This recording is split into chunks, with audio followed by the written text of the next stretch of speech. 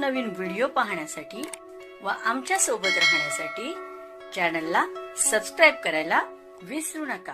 तर बघा काय बातमी आहे, महागाई भत्ता वाढबाबत लवकरच अधिकृत निर्णय, एकूण DA 60% होणार।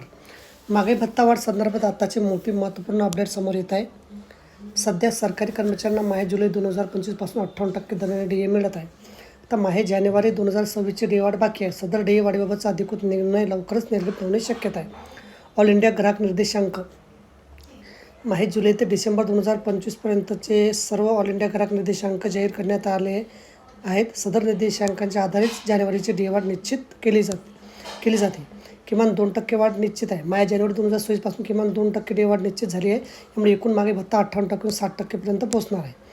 दिनांक 1 जानेवारी 2026 पासून 8वा वेतन आयोग लागू होणार आहे, परंतु प्रत्यक्ष 8वा वेतन लागू होईपर्यंत 7व्या वेतन आयोगाप्रमाणे कर्मचाऱ्यांना वेतन भत्ते अदा केले जाणार आहे। तर बघा अशा प्रकारे अत्यंत महत्त्वाची माहिती आपल्याला समजली असेल। व्हिडिओ सुद्धा आवडला असेल लाईक करा, शेअर करायला विसरू नका। धन्यवाद।